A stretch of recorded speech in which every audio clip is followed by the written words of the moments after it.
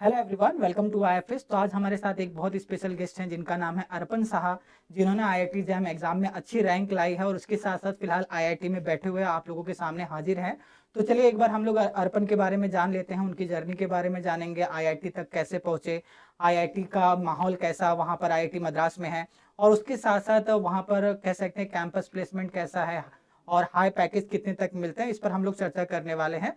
तो सबसे पहले अर्पण, आपका हमारे प्लेटफॉर्म पर स्वागत है। तो एक बार आप अपने बारे में हमारे बच्चों को बता दीजिए।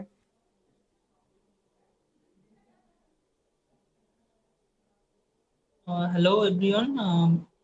मेरा नाम अर्पण साहा है। मैं वेस्ट बंगाल से बिलोंग करता हूँ। मैंने आईआईटी जैम का एग्ज़ाम 2024 में दिया था और मेरी रैंक आई थी 186। तो अभी मैं आईआईटी मद्रास में हूँ, एमएससी कर रहा हूँ। एमएससी सेकेंड सेमेस्टर में हूँ। जी जी, बहुत बढ़िया। आपका रैंक 186 जो कि अच्छी रैंक है आईआईटी जैम के लिए। और यहाँ पर एक बात हम लोग और जानना चाहेंगे कि आपको इस रैंक पर पहुँचने के लिए मतलब कितने महीने पहले आपने अपनी जैम की प्रिपरेशन स्टार्ट की थी? हाँ, करीब जुलाई से मैंने स्टार्ट की थी। तो मान 8 महीने का। 6 से 7 महीने आपने प्रिपेयर किया। तो क्या इन छः से हाँ, सात महीने के दौरान क्या आप एकदम जीरो से स्टार्ट किए थे कि बेसिक वाली चीज़ें आपको पता थी? बेसिक वाली चीज़ें थोड़ी सी तो पता थी। हाँ हाँ। और प्रैक्टिस 6-7 महीने थोड़ा अच्छे से किया। तो आईआईटी जैम की प्रिपरेशन के लिए ऐसी कौन सी एक इम्पॉर्टेंट चीज़ है जो आप स्टूडेंट को बताना चाहोगे? एक से ज़्यादा भी बता सकते हो, जैसे कि क्वेश्चन प्रैक्टिस या कुछ और इम्पॉर्टेंट चीज़ जो आईआईटी जैम क्रैक करने के लिए डेफिनेटली हमें करना ही चाहिए। हाँ, क्वेश्चन तो ऑब्वियसली, पर इम्पोर्टेंट है कि आपको थ्योरी अच्छे से आनी चाहिए। Theory concept, mainly basic concept अच्छे से ग्रास्प में होने चाहिए। अगर थ्योरी और कॉन्सेप्ट क्लियर रहेंगे तो फिर आपको प्रैक्टिस में कोई प्रॉब्लम नहीं आएगी। जी जी जी। फिर तो आप जितने कोई मतलब क्वेश्चंस तो हजारों लाखों कर सकते हैं। कॉन्सेप्ट अच्छे से आने चाहिए। बेसिकली आपका कहने का मतलब ये है कि कॉन्सेप्ट तो अच्छे से आना ही चाहिए। मान लीजिए कॉन्सेप्ट अच्छा है, उसके साथ साथ हमें जितना ज़्यादा हो सके क्वेश्चन प्रैक्टिस करना चाहिए। ये भी इम्पॉर्टेंट है हाँ, यहाँ पर। क्योंकि अगर हम देखें आईआईटी जैम एग्जाम 180 मिनट्स का होता है, 60 क्वेश्चन होते हैं, तो हर एक क्वेश्चन का ऑन एन एवरेज हम बात करें तो 3 मिनट का समय मिलता है। तो यहाँ पर 3 मिनट में क्वेश्चन को सॉल्व तभी किया जा सकता है जब आप मैक्सिमम नंबर ऑफ क्वेश्चन की प्रैक्टिस करके आते हैं। ठीक है। अब आगे बढ़ते हैं। अभी तो फिलहाल आप आईआईटी मद्रास में बैठे हो, तो वहाँ पर कैसा है? ठंडा है, ये ठंडी है, गर्मी है, या नॉर्मल है, मिला जुला है? बड़े से रहता है, ज़्यादा ठंडी गर्मी नहीं रहती।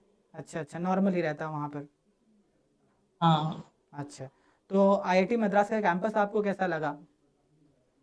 हाँ, कैंपस तो अच्छा है।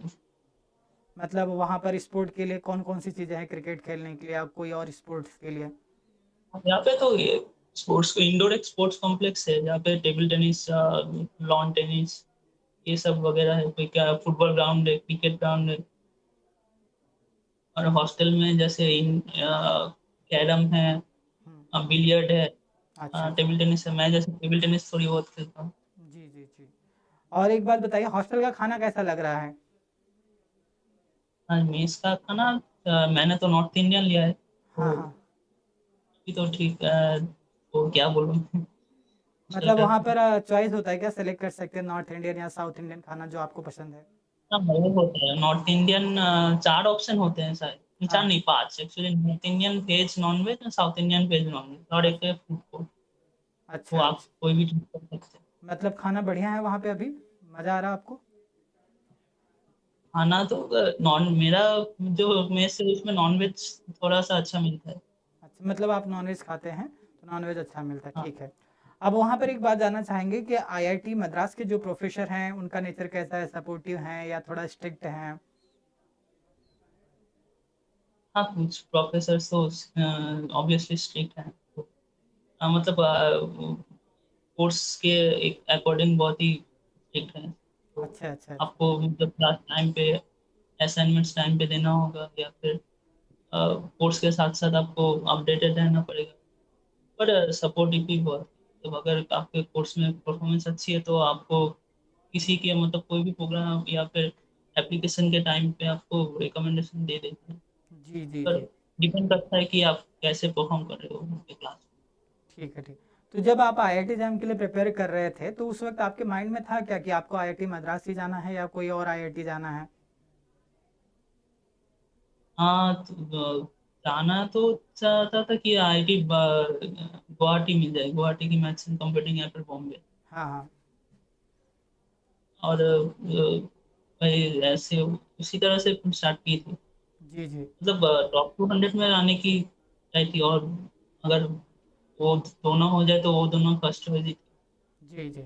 तो अभी जो हमारे जो आईआईटी जैम के स्टूडेंट हैं, 2025 का तो एग्ज़ाम हो गया, 2026 के लिए जो लोग प्रिपेयर कर रहे हैं, तो उनके लिए आप कुछ टिप देना चाहेंगे कि भाई ऐसे प्रिपरेशन करो, या ऐसी गलतियां जो आपने किया है उन गलतियों को इन स्टूडेंट को नहीं करना चाहिए, आपकी साइड से कोई स्ट्रैटेजी टिप्स? गलती जो मैंने की है वो तो है कि एग्जाम के टाइम पे अपना, मतलब 2024 का एग्जाम तो बहुत ही टफ आया था, तो हाँ, आईआईटी मद्रास ने ही पेपर तो बनाया था। हाँ, तो प्रॉब्लम है कि आपको जितने भी प्रिपरेशन करो, बस आपको एग्जाम के टाइम पे मतलब काम एंड काम रहना होगा। कि मेरा तो मतलब 1 घंटे में तो पहली चीज तो कि अगर प्रिपरेशन स्टार्ट कर रहे हो तो आपको पहले थ्योरी तो अच्छे से करनी पड़ेगी। थ्योरम्स वगैरह या फिर कॉन्सेप्ट, वो पहले आप खत्म करो, फिर आप उस टॉपिक के क्वेश्चंस करना स्टार्ट करो। जी। उसके बाद आप जितना क्वेश्चन करोगे, हाँ ही आपको बेनिफिट मिलेगा। और अगर अगर फिर आप मॉक टेस्ट बहुत इंपॉर्टेंट है कि एक टॉपिक हो जाने के बाद उसका टेस्ट दो, देते रहो। मतलब कॉन्टिन्यूसली आपको अपडेटेड रहना पड़ेगा। ऐसा नहीं कि एक दिन एक टॉपिक किया फिर 7 दिन बाद दूसरा टॉपिक, ऐसा नहीं करना है। जी जी। और हम्म। फिर आप एग्जाम के टाइम पर मेन इशू है कि आपको एग्जाम के टाइम के थोड़ा सा मतलब शांत रहना पड़ेगा। तो अगर क्वेश्चन टफ आया तो ऐसा नहीं कि कुछ नहीं हो रहा था, जैसे मैंने किया था। मेरा कुछ नहीं हो रहा था, 1 डेढ़ घंटे तक तो मैं बस बैठा था, कुछ नहीं हो रहा था। तो कोई भी प्रॉब्लम करने जाता था वो नहीं हो रहा। तो फिर मैंने थोड़ा सा अंदर थोड़ा सा बैठ के सोचा, फिर मैंने किया। तो जी जी जी। वो है कि आपको मतलब मार्क्स के ऊपर नहीं सोचना है कि 60 मार्क्स अटेम्प्ट 60 मार्क्स लाने हैं, 65 लाने हैं।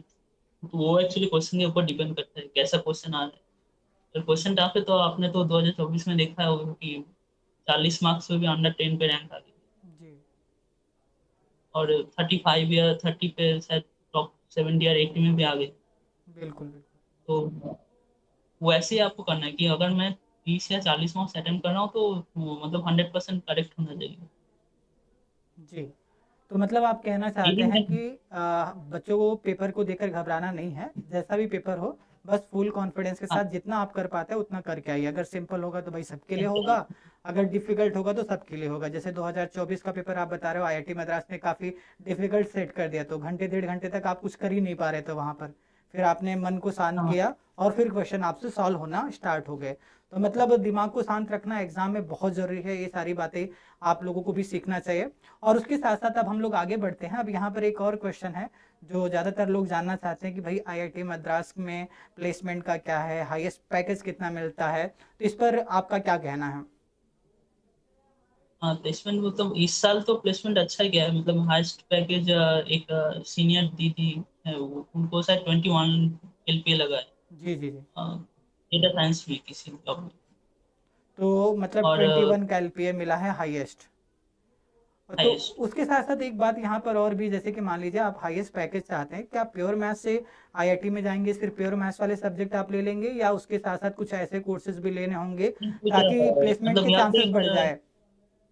जी जी। यहाँ पे जो लोग एक्चुअली प्लेसमेंट्स की प्रिपरेशन करते हैं तो वो लोग फर्स्ट सेकेंड सेमेस्टर से कोडिंग वगैरह की प्रैक्टिस करते हैं। जैसे सीनियर्स को मैंने बहुत देखा है कि उन लोगों ने मतलब सेकेंड सेमेस्टर के बाद समर में या फिर एक्स्ट्रा कोडिंग लैंग्वेज की कोर्सेज किया है या फिर इंटर्नशिप वगैरह किया है।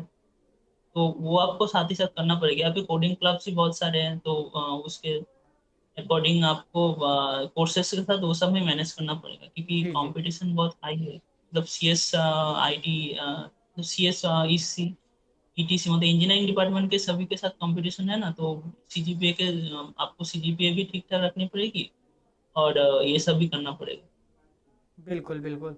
तो जो स्टूडेंट आईआईटी मद्रास या आईआईटी सेमे से करना चाहते हैं, तो एक बात आप लोग ध्यान से सुन सकते हो कि आपको ऐसे कोर्सेज आईआईटी में सेलेक्ट करने हैं ताकि आपके जो पैकेज हैं वो बढ़ने के चांसेस रहे। जैसे इन्होंने कहा कि डेटा साइंस से रिलेटेड या कोडिंग से रिलेटेड कुछ कोर्सेज होते हैं, उन्हें भी आपको साथ में करना होगा।